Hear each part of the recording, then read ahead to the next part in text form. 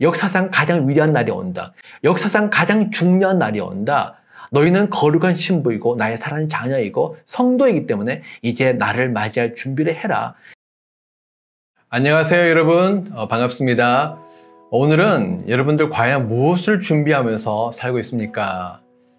그것을 한번 좀 생각해 보기를 원합니다. 요즘 팬데믹으로 인해서 사람들이 경제가 많이 어려워진 것을 느끼고 있습니다. 그렇게 하다 보니까 많은 사람들 마음에 불안과 두려움이 오는 거죠. 어떻게 살아야 되지? 무엇을 먹고 살아야 되지? 그런 고민들이 참 많은 것을 보게 됩니다. 특별히 요즘 팬데믹 이후로 많은 분들이 이 종말에 대해서 생각을 하게 되는 것 같아요. 세상이 정말 이상하다. 어떻게 해서 이런 세상이 되어졌지? 앞으로는 어떻게 될까? 사실 그런 종말에 대한 생각은 갑자기 온 것은 아니었습니다. 2000년대 접어들면서부터 2000년에 Y2K가 있었죠. Y2K 사건 이후로 또 급속도로 전 세계에 많은 자연재해가 일어나게 되면서 사람들이 종말에 대해서 더 많이 생각을 하게 되어졌습니다. 많은 징조들이 일어났죠. 많은 사건들이 있었습니다. 많은 또 세상의 혼란과 어려움들이 있었습니다. 사람들이 점점점 더 불안해지면서 종말에 대한 생각들을 하게 되어졌죠. 사실 우리는 역사상 그 어느 때보다도 더 화려하고 편리하고 풍부하고 재미있는 세상에 살고 있습니다. 그럼에도 불구하고 사람들 마음속에는 떨치지 않은 불안과 두려움, 염려와 걱정이 있다는 것이죠. 그것이 우리의 마음을 휘어잡고 있습니다. 뿐만 아니라 정치, 경제, 사회, 종교, 문화 모든 면에서 기독교를 핍박하고 탄압하는 일들이 점점 더 증가하고 있습니다. 우리는 그것을 다 느끼고 있죠. 사실 여러 가지 징조들이 많이 나와 있지만 그 징조들은 거의 대부분 다 성경에 나와 있는 것들입니다. 성경을 보게 되면 40가지가 넘는 종말의 징조들이 있는데 그 징조들 중에서 마지막 때 일어나야 될 그런 징조들을 제외하고 많은 징조들은 사실 이미 일어났습니다. 그리고 계속 일어나고 될 것이고 앞으로 더 강하고 더 빈번하게 일어나게 될 것입니다. 이런 와중에 이번에 우리가 팬데믹이 일어나게 됐습니다. 근데 팬데믹은 그냥 일어난 것이 아니죠. 누가복음 21장 11절에 의하면 마지막 때의 종말의 징조 중에서 전염병이 있다고 말씀을 드렸습니다. 예수님은 전염병이 이 마지막 때 종말의 징조라고 우리에게 말씀을 하셨어요. 그렇지만 이 팬데믹만이 종말의 징조는 아닙니다. 제가 지난번에도 말씀을 드렸듯이 더 중요한 몇 가지 징조들이 있는데 1907년도 아주사에서 부흥이 일어나면서 성령님의 임재, 방언과 신유가 다시 시작되어졌다는 거, 1948년도에 이스라엘이 다시 재건되어졌다는 거, 그리고 1968년도에 예루살렘이 회복되어졌다는 거, 그리고 유대인들이 급격한 회심의 증가, 그리고 세계 선교의 완성. 사실 이 5가지가 예수님의 재림이 가까이 왔음을 우리에게 알려주는 명백한 증거입니다. 이런 것들은 이제는 없었던 것이죠. 근데 지난 100년 사이에 하나님께서 엄청난 일들을 일으켰습니다. 특별히 이번에 팬데믹으로 인해서 우리에게 많은 영향력을 미쳤는데요. 인공지능, 블록체인, 가상현실, 이제는 우리가 잘 알지 못했던 새로운 용어들이 급속도로 우리에게 다가오면서 지금과는 전혀 다른 새로운 세상이 우리에게 다가오고 있음을 알려주고 있습니다. 팬데믹으로 인해서 사실 정치, 경제, 사회, 문화 모든 것이 다 바뀌었죠. 교회도 바뀌었습니다. 비대면 예배부터 시작해서 각종 모임과 활동이 다 중단되어지고 성도 수가 갑자기 줄어들게 되고 교회는 굉장히 큰 어려움을 겪게 되어졌습니다. 그래서 선교의 방법도 달라지고 예배 방법도 또 달라지고 각종 온라인 모임들이 활성화되고 있죠. 이런 와중에 또 요즘 백신이 666이냐 그런 이야기도 많이 나오고 있습니다. 사실 백신이 666은 아닙니다. 그거는 다음에 제가 더 말씀을 드리도록 하겠습니다. 중요한 건 사실은 이 팬데믹과 백신으로 인해서 통제 사회가 시작되어졌다는 것이죠. 이전에는 우리가 상상도 할 수 없던 통제가 이제는 이 팬데믹이라는 상황에 의해서 사람들에게 자연스럽게 받아들여지는, 정부도 공권력을 사용해서 사람들을 통제하는 것이 당연해지는 시대에 우리가 접어들게 되었다는 것이 사실은 더 중요합니다.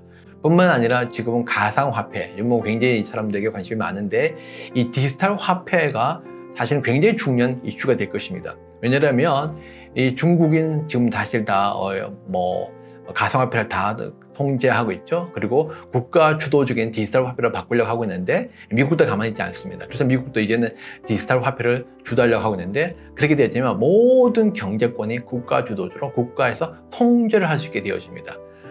숨길 수 있는 것이 아니죠.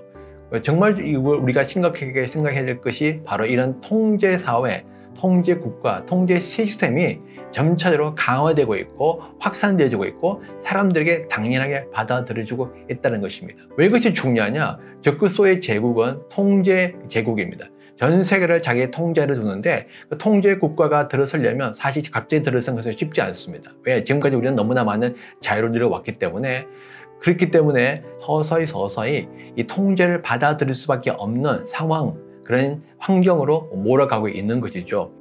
그리고 국제 정세에서도 많은 변화가 일어났습니다. 특별히 미국이 흔들리게 되고 중국이 급부상하게 되어졌죠. 정치, 경제적으로 엄청난 중국의 영향력이 지금 발휘되고 있습니다. 근데 우리는 이것을 상당히 눈여겨봐야 돼요. 왜냐하면 중국은 이름 그대로 가운데 중전, 세계 중심이 되고 싶은 나라이고 그 영토 확장에 대한 욕망이 너무나 강하기 때문에 계속 다른 나라와 마찰을 일으키면서 갈등을 일으키고 있습니다. 그리고 언제든지 무력으로 침략할 준비를 다 하고 있는 나라죠. 게다가 중국은 통제 국가입니다. 통제 기술이 가장 발달되어 있는 나라입니다. 근데 적그리스도의 제국은 사실 통제 국가입니다. 그 통제 기술, 통제 시스템을 또 사실 중국을 중심해서 전 세계로 계속 또 확산되고 있죠. 더 나아가서 중국은 용을 섬기는 나라예요. 성경적으로 용은 사단입니다.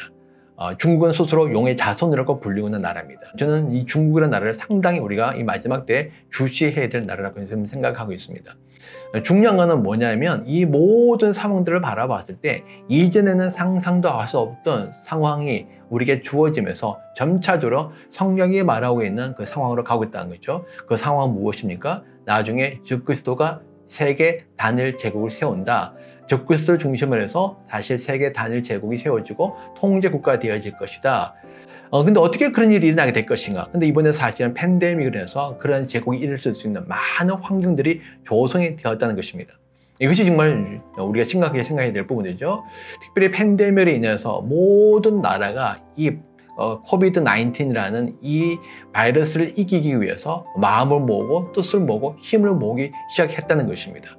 나중에 여러 가지 상황과 환경으로 인해서 전 세계적으로 많은 징조들이 일어나게 될 텐데 그 징조들을 서로 이기기 위해서, 극복하기 위해서 세계가 마음을 모으고 뜻을 모으고 힘을 모으고 서로 연합해져서 함께 어떤 연방 국가 같은 아니면 세계 단일 제국 같은 그런 제국을 이루게 될 날이 오게 된다는 것입니다. 상상만 하던 그런 일들이 우리에게 점차적으로 환경과 분위기가 조성되어 가면서 그런 것들이 무르익어 가고 있는 것을 우리가 느낄 수 있습니다. 사실 이런 것들은 다 무엇을 의미합니까? 예수님께서 말씀하셨던 그 종말의 징조들이 실제로 일어나고 있고 다시 그 말하면 예수님이 다시 오실 날이 점점 더 가까워지고 있다는 것을 우리에게 알고 있습니다. 이러한 때 성경이 우리에게 주는 교훈은 바로 우리가 영적으로 깨어나야 된다는 것입니다. 우리가 영적으로 깨어나서 다시 오실 주님을 준비해야 된다는 것이죠. 그런데 사단이 이것을 무척 싫어해요. 왜? 예수님이 다시 오시면 자기는 완전히 멸망당하거든요. 지금은 그래도 힘을 쓰고 계속 왕노릇 살고 있지만 예수님이 다시 오시면 그는 완전히 사로잡혀서 무주경에 빠지게 됩니다. 거기서 헤어날 수 없게 되어야 되죠. 그렇기 때문에 어떻게 해서든지 간에 예수님이 다시 오지 못하도록 하기 위해서 교회를 방해하는 것입니다. 세상을 혼란스럽게 하는 것입니다. 그래서 일어나는 5가지 현상이 있어요. 바로 무지, 무관심, 무감각, 무분별, 무대책입니다. 무지는 뭐냐? 이 종말에 대해서 사람들이 굉장히 무지하다는 것이죠. 마치 현재 살고 있는 이 세상, 우리의 삶이 영원한 것처럼 계속 갈 것처럼 끝은 없는 것처럼 그렇게 생각하면서 종말에 대해서 우리가 무지, 알지 못하게 지식이 없게 만드는 거죠. 실상 우리가 예수를 믿는 사람들도 종말에 대한 종말론을 우리가 깊이 공부하고 아는 분들은 매우 드뭅니다. 교회에서도 잘 가르치지 않고 있죠. 종말론이야말로 사실 모든 성경의 교리의 완성이고 핵심이고 궁극적인 결론임에도 불구하고 우리는 그걸 모르고 있어요. 모르다 보니까 어떻게 되어지느냐? 바로 우리가 무관심해진다는 것입니다. 모르기 때문에 관심이 없는 거죠. 관심이 없다 보니까 이런 상황이 오고 여러 가지 세상이 흔들리고 종말의 징조가 나타나도 사람들이 무감각, 이것이 종말인지 때가인지 아닌지 분별을 못한다는 것입니다. 그러니까 어떻게 되죠? 우리가 계속해서 무분별하게 분별하지 못하고 시대를 분별하지 못하니까 그냥 무분별한 그냥 이때가 그때인 것처럼 저때가 이때인 것처럼 그냥 계속 똑같은 때가 조금 더 그냥 어려운 상황이 주어졌다고 생각할 뿐이지 이때가 마지막 때라고 생각하지 못하고 그냥 똑같이 살고 있다는 것입니다. 그렇게 됨으로써 나타난 현상은 무엇이죠? 바로 무대책입니다. 사람들이 아무런 대책도 없이 아무런 준비 없이 그냥 하루하루 살아간다는 것입니다. 이것이 바로 영적인 자멸과 표현하고 있습니다. 많은 사람들이 영적인 잠에 취해서 지금도 자고 있습니다. 마태복음 25장을 우리가 보게 되면 열처녀 비유가 나옵니다. 열처녀 비유를 보게 되면 거기에 5처녀는 깨어있고 5처녀는 자고 있어요. 근데 자고 있는 그 5처녀도 나름대로 할 말이 있어요. 도대체 신랑이 언제 와? 언제 올지도 모르는데 우리가 언제까지 계속 깨어있는 거야? 아유, 어제도 안 왔는데 오늘도 안 오겠지. 아유, 그리고 기다리기가 너무 피곤해. 뿐만 아니라 밤이잖아. 밤에 잠을 자야지. 밤에까지 계속 우리가 안 자고 깨어있을 수 없잖아. 그래, 자자. 나름대로 합리적인 이유들이 다 있어요. 그래서 그 이유들을 대면서 사실은 신랑이 안 올 걸로 생각하고 자고 있는데 그때 신랑이 왔다는 것입니다. 혹시 우리가 지금 이런 상황에 놓여 있지 않습니까? 계속 성령은 여러 가지 징조를 통해서 우리에게 말씀하고 있는데 우리가 거기에 대해서 무관심하고 무감각으로, 무분별로, 무지로, 무대책으로 살고 있는 것은 아닙니까? 우리가 계시록 2장, 3장을 보게 되면 성령께서 7교회에게 말씀하십니다. 교회는 성령이 하시는 음성을 들으라. 귀 있는 자들은 성령의 음성을 들으라. 저는 지금도 성령께서 우리에게 계속 말씀하고 있다고 믿습니다. 지금 계속해서 여러 가지 것들로 말씀하고 계시는 거죠. 그렇다면 정말 우리는 지금 성령의 음성을 듣고 있습니까? 저는 오늘 아침에도 기도를 드렸습니다. 하나님, 무엇을 원하십니까? 무엇을 말씀하십니까? 하나님, 제가 들어야 될 이야기가 과연 무엇입니까? 하나님, 우리에게 말씀하여 주십시오. 하나님, 제 귀가 닫혀져 있지 않게, 하나님, 제 귀가 닫혀지지 않게, 하나님, 제 귀를 열어주십시오. 하나님, 제 귀를 열어서 주님의 음성을 들려주십시오. 성령은 이 시대에 우리에게 말씀하고 계십니다. 계속해서 말씀하고 계십니다. 옛날 2000년 전 7교회만 말씀하고 있는 것이 아니라 지금 현재 우리들에게도 계속해서 말씀을 하고 있다는 것이죠. 그렇다면 여러분들은 과연 그 성령의 음성을 듣고 계십니까? 그 성령의 음성은 무엇입니까? 그 성령의 음성은 바로 우리가 깨어나서 우리가 영적으로 분별하며 다시 오실 주님을 맞이할 준비를 하라는 것입니다. 누가복음 21장 36절 말씀에 너희는 앞으로 일어날 이 모든 일을 능히 피하고 또 인자 앞에 설 수 있도록 기도하면서 늘 깨어 있어라. 너희는 앞으로 일어날 이 모든 일을 능히 피하고 앞으로 많은 일들이 일어나게 될 텐데 지금도 일어나고 그리고 과거도 일어났지만 앞으로는 더 많은 일들이 더 강하게 더 빈번하게 더 전 세계적으로 일어나게 될 텐데 그 모든 일을 우리가 능히 피하고 그리고 인자 예수님 앞에 설 수 있도록 기도하면서 깨어있어라. 성령이 지금 우리에게 그것을 말씀하고 있다는 것입니다. 근데 문제는 무엇이죠? 문제는 바로 이미 너무나 많은 종말의 이야기들이 이단으로부터 나와서 이제는 교회가 그것에 대해서 무감각해졌다는 것입니다. 마치 양치기 소년의 이야기와 비슷해요. 양치기 소년 여러분 이소무화를 아실 것입니다. 양치기 소년이 늑대가 나타나지 않았음에도 불구하고 늑대가 나타났다고 계속 거짓말했습니다. 사람들이 한두 번 속고 나니까 나중에는 진짜 늑대가 나타났을 때 양치기 소년이 늑대가 나타났다고 이야기해도 사람들이 안 믿는 것이죠. 결국은 어떻게 되었습니까? 늑대가 나타나서 양들을 다 잡아먹었습니다. 지금 비슷한 상황입니다. 이단들이 계속 거짓말을 했기 때문에 우리 교회가 거기에 대해서 무감각해진 것이죠. 그래서 여러 가지 징조들을 통해서 하나님께서 계속 우리를 깨우고 있음에도 불구하고 우리는 거기에 대해서 감각이 없습니다. 그냥 똑같다고 생각하는 거죠. 베드로후서 3장 3, 4절 말씀을 읽으면 이렇게 나와 있습니다. 여러분들이 무엇보다 먼저 알아야 할 것은 이것입니다. 마지막 때에 조롱하는 자들이 나타나서 자기들의 욕망대로 살면서 여러분들을 조롱하여 이렇게 말할 것입니다. 그리스도가 다시 오신다는 약속은 어디에 갔느냐? 조상들이 잠든 이래로 만물은 창조 때부터 그러하였듯이 그냥 그대로다. 마지막 때 일어날 징조 중에 하나가 무엇이냐? 사람들이 예수님의 재림, 종말에 대해서 무감각해지고 무지해지고 오히려 그것을 비웃는다는 것이죠. 예수님이 다시 오신다, 종말이 가까이 와서 이때가 마지막 때다, 깨어나야 된다, 준비해야 된다 이런 얘기를 하는 사람들을 광신자 아니면 너무 무지한 사람들 이런 사람도 취급하고 그리고 경멸하고 얕보고 깔본다는 겁니다. 그런데 이런 일들이 세상에서 예수를 믿는 사람들에게 하는 이야기일 뿐 아니라 지금 우리 상황을 보게 되면 심지어는 예수를 믿고 있는 교회들조차도 이런 이야기를 하고 있는 상황에 되어졌다는 것이죠. 저도 사실 여러 사람들에게 만나서 이 마지막 때에서 이 얘기하게 되면 많은 분들 얘기에 대해서 진짜 뭔가 느끼고 있긴 있지만 설마? 아직은 아니겠지. 뭔가 마음이 불안하고 두려움을 다 느껴요. 뭔가 이상하다고 생각은 다 합니다. 그렇지만 막상 정말 가까이 왔다고 생각하는 사람들은 매우 드문 것을 보게 됩니다. 그러면서 지난 삶과 다를 바 없는 똑같은 삶을 계속 살고 있는 것이죠. 이런 때에 성령께서 우리에게 계속 말씀을 들려주며 우리 영혼을 깨우고 있습니다. 성령께서 왜 우리 영혼을 깨우고 있죠? 깨우고 있는 이유는 바로 예수님의 다시 오시는 그날이 역사상 가장 중요하고 위대한 날이기 때문에 그렇습니다. 우리 인생에 있어서 가장 중요한 날은요, 두 가지 날이 있어요. 첫 번째는 태어난 날이고 두 번째는 우리가 죽는 날입니다. 이 출생과 죽음, 이것보다 더 중요한 날은 없습니다. 이것을 우리가 조금 더 확산해서 생각한다면 우리 역사에 있어서 가장 중요한 날은요, 두 날이 있어요. 첫 번째는 천지창조이고 두 번째는 예수님의 재림입니다. 예수님의 십자가와 예수님의 부활도 결국은 예수님의 재림을 위해서 있는 사건입니다.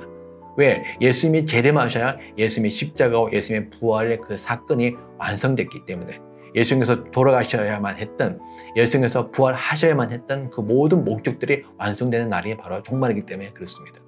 그래서 역사상 가장 위대하고 너무나 중요한 날인데 그 날은 결코 쉬운 날이 아니에요. 그날은 어떤 날이냐? 제가 6가지 특징을 말씀드리도록 하겠습니다.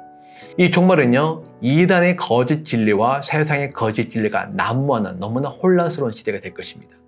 그리고 이 종말은 급변하는 하고 요동치는 정세 속에 안전한 것이 없어서 너무나 불안한 시대. 그리고 세 번째, 흔들리고 어두운 세상으로 인해서 세상에 많은 것이 무너지는 두려운 시대. 네 번째, 세상의 자랑과 육체의 유혹과 지독한 자기 사랑으로 인해서 더 악하고 타락한 시대. 다섯 번째, 세상살이의 걱정과 염려로 해서 더 힘든 삶을 살아가는 시대. 여섯 번째, 교회를 향하는 강한 핍박으로 인해서 성도의 삶과 교회의 엄청난 압력에 가해지는 시대. 이것이 바로 종말의 특징입니다. 이 특징을 어떻게 알 수 있느냐? 아까도 말씀드렸듯이 성경에는 종말의 징조가 40가지 훨씬 넘게 있습니다. 여러분들이 그 징조를 쭉 펼쳐놓고 여러분들이 하나하나 깊이 생각해 보신다면, 그리고 우리가 신문과 함께 이 종말의 징조를 같이 우리가 연결시켜 본다면 사실 우리는 이 시대가 종말의 때임을 부인할 수가 없을 것입니다. 그리고 종말의 징조들이 앞으로 어떤 것이 일어나게 되고 그 결과로 말미암아 어떤 세상이 될 것인지 우리가 완전하게 정확하게 100% 예측할 수 없지만 우리가 어느 정도는 어렴풋이 우리가 예측을 할 수 있어요. 하나님께서 우리에게 예측하라고 종말의 징조를 알려준 겁니다. 앞으로 이런 일이 일어나게 될 거야. 그러니까 너희는 그 종말의 징조를 통해서 미리 어떻게 될 것인지 예상을 하고 거기에 맞춰서 준비를 해야 돼. 하나님께서 알려주신 것은 필요 없는 것이 아무것도 없어요. 다시 말하면 우리 모두에는 다 정말 필요하고 중요한 것들만 알려주셨다는 것입니다. 그렇다면 우리의 반응은 바로 거기에 대해서 진지하게 생각을 하는 거죠. 이런 때 우리는 어떻게 우리가 해야 되겠습니까? 제가 먼저 드리고 싶은 말씀은 무엇이냐? 두려워하지 말고 당황하지 말라는 것입니다. 우리가 마태복음 24장 6절부터 8절까지 쭉 읽으면 여러 가지 말씀이 나오지만 앞부분을 읽어보겠습니다. 너희는 당황하지 않도록 주의하여라. 이런 일이 반드시 일어날 것이다. 그러나 뒷부분 보게 되면 그러나 이 모든 일은 진통의 시작이다. 여러 가지 종말의 징조들이 일어나니까 사람들이 매우 두려워합니다. 어떤 분들은 제게 묻습니다. 목사님 혹시 지금 벌써 정말 마지막 때 정말 일어나야 될 7년 환란기에 접어든 것이 아닐까요? 세상에 너무나 어지럽고 두렵고 혼란스러운데 나중에는 어떻게 될까요? 많은 분들이 이 종말에 대한 인식은 없다 하더라도 이 세상을 바라보면서 느끼던 두려움과 불안, 걱정과 근심은 가득합니다. 그리고 앞으로 더 많은 일들이 일어날 것이라는 걸 우리는 이미 사실 다 느끼고 있습니다. 이거는 예수를 믿지 않는 사람들조차도 앞으로 자연재해부터 해서 환경적인 어려움들이 더 많이 일어나게 될 것을 다 예측하고 있는 것이죠. 이럴 때 우리는 다 불안하고 당황하고 두려워합니다. 그렇지만 예수님은 말씀하십니다. 두려워하지 마라. 당황하지 말아라. 이런 일들은 당연히 일어나게 될 것이고 앞으로 일어나게 될 것이다. 이런 일 이제 시작에 불과해. 앞으로 일어날 일들에 비하면 이거는 아직 첫 단계에 불과해. 그러니까 이런 것들을 너무 염려하지 말아. 왜 우리 염려하지 말아야 되느냐? 염려하고 불안해가 두려워하게 되면 우리는 그 염려, 불안, 걱정, 근심 이런 감정이 우리의 마음에 사로잡혀서 우리가 진짜 봐야 될 것을 보지 못하고 들어야 될 것을 듣지 못하고 생각해야 될 것을 생각하지 못하고 결국은 우리가 해야 될 걸 하지 못하기 때문에 그렇습니다. 그것이 바로 불안과 두려움의 특징이에요. 그 불안과 두려움을 주는 그 감정이 우리 마음에 사로잡혀서 우리가 더 넓고 더 깊이 있게 더 멀리 있게 우리가 생각하지 못하게 된다는 것이죠. 그렇지만 그럼에도 불구하고 예수님은 우리에게 계속 말씀하십니다. 뭘 말씀하셨죠? 너희는 깨어서 준비하라. 역사상 가장 위대한 날이 온다. 역사상 가장 중요한 날이 온다. 너희는 거룩한 신부이고 나의 사랑하는 자녀이고 성도이기 때문에 이제 나를 맞이할 준비를 해라. 내가 이 날을 계획했고 이 날을 준비했고 이 날을 위해서 계속해서 역사를 통치하며 이끌어 왔는데 나의 모든 구원의 계획이 완성될 그날이 이제 정말 가까이 왔기 때문에 너희는 그날을 기쁨으로 맞이할 준비를 해라. 왜? 우리가 준비하지 않으면 우리는 기쁨으로 맞이하는 것이 아니라 두려움과 불안함으로 떨면서 그날을 억지로 맞이하기 때문에 그렇습니다. 하나님은 우리가 억지로 두려움으로 우리가 맞이하기를 절대 원하지 않습니다. 왜? 그날은 기쁘고 복된 날이거든요. 기쁘고 복된 날인데 왜 우리가 그렇게 맞이해야 되겠습니까? 하나님은 우리가 정말 기쁨으로 즐거움을 자원해서 우리가 맞이하기를 원하신다는 거죠. 그러려면 우리가 어떻게 해야 됩니까? 우리가 영적으로 깨어나서 준비를 해야 된다는 것입니다. 준비하지 않으면 잠적은 다섯 처녀처럼 우리는 많은 어려움을 겪게 될 것입니다. 예수님께서 그것을 분명히 말씀하셨어요. 마태복음 24장 읽으면 예수님께서 종말의 징조를 말씀하셨습니다.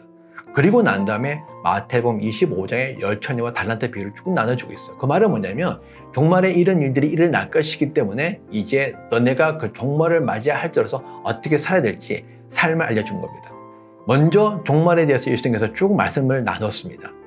그리고 개념을 우리에게 심겨주었습니다. 그리고 나서 이제 이런 시대가 올 것이기 때문에 너네가 어떻게 살아야 될지를 알려주신 것이 마태복음 25장이에요. 그래서 마태복음 25장에 나오는 모든 이야기들은 다 종말과 관련되어 있는 종말론적 삶을 살아야 될 성도로서 마땅히 살아야 될 삶의 자세를 보여주고 있는 것입니다. 그럼에도 불구하고 우리가 실제로 보게 되면 아직까지 많은 교회와 성도들이 영적인 잠을 자고 있는 것을 느낍니다. 이건 절대 비판하는 것이 아니고 영적인 실상입니다. 그렇기 때문에 우리가 이것을 위해서 기도해야 된다는 것이죠. 왜? 하나님은 교회가 깨어나기를 원하기 때문에.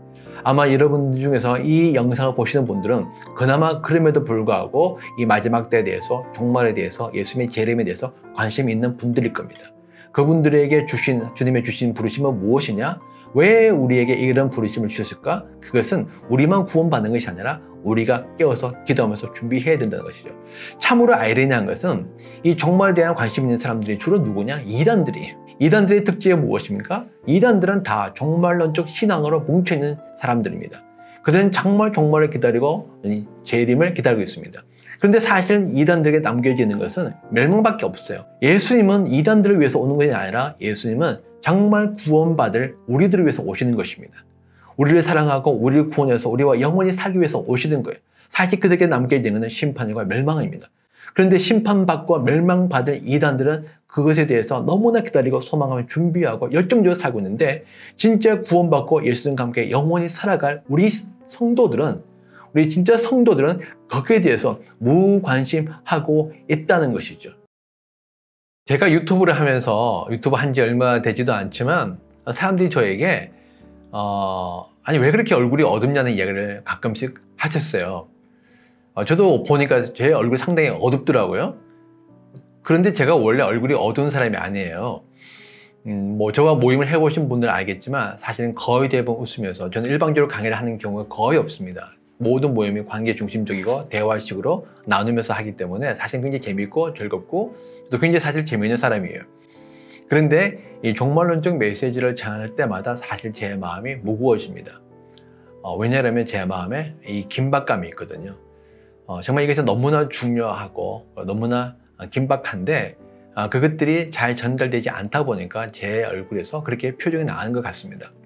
제가 드리고 싶은 말씀은 여러분들이 저의 마음을 여러분들이 이해해 주시면 감사하겠습니다. 그리고 저와 함께 이 메시지를 계속 들으면서 여러 가지 것들을 좀 깊이 있게 생각을 해봤으면 좋겠어요. 오늘 저는 여러분에게 어떻게 해야 된다는 구체적인 어떤 방법이나 해결책을 제시하고 싶지는 않습니다. 제가 마지막으로 드리고 싶은 말씀은 이것입니다. 여러분들 정말 깊이 있게 한번 생각해 보십시오. 우리가 우리 삶에 대해서 많이 고민을 하게 됩니다. 어떻게 살아야 되지? 무엇을 먹어야 되지? 어디로 이사를 가야 되지? 또 사업은 어떻게 해야 되지? 회사는 어떻게 해야 되지? 어떻게 좋은 성적 받지? 좋은 학교는 어떻게 가지? 우리가 정말 많은 고민들을 해요. 그렇지만 정작 가장 중요한 우리가 예수님을 맞이하는 것에 대해서는 그렇게 깊이 있게 고민하지 않은 것 같습니다. 너무나 가볍게 쉽게 생각한다는 것이죠. 정말 그것이 역사상 가장 중요한 일이면 하나님께서 그것을 위해서 우리를 부르셨다면 우리가 여기에 대해서 깊이 있게 생각을 해봐야 되지 않겠습니까?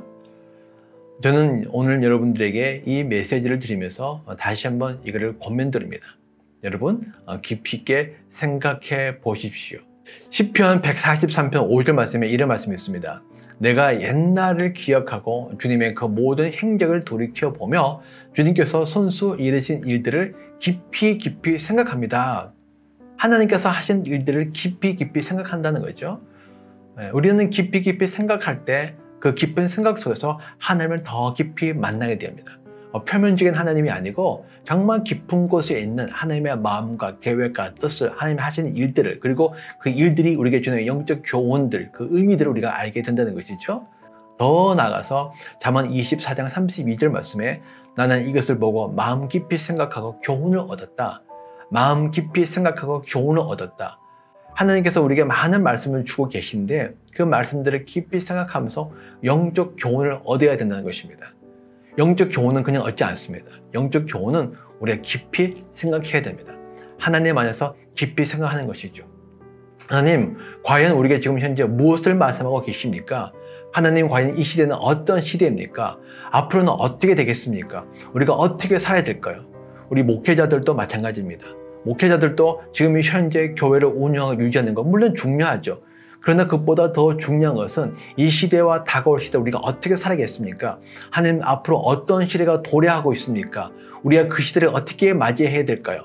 하나님은 그 시대 속에서 무엇을 하기를 원하십니까? 무엇을 계획하십니까? 왜 성령은 그런 시대로 우리 교회를 이끌어 가십니까? 거기에 대해서 우리가 어떻게 반응해야 될까요? 과연 성경은 우리가 무엇을 말씀하고 있습니까? 우리 성도들은 어떻게 해야 이 시대를 이기고 다가올 시대를 이길 성도로 준비가 될 수 있을까요? 우리들은 그것을 생각해야 된다는 것이죠. 우리 성도들도 마찬가지입니다.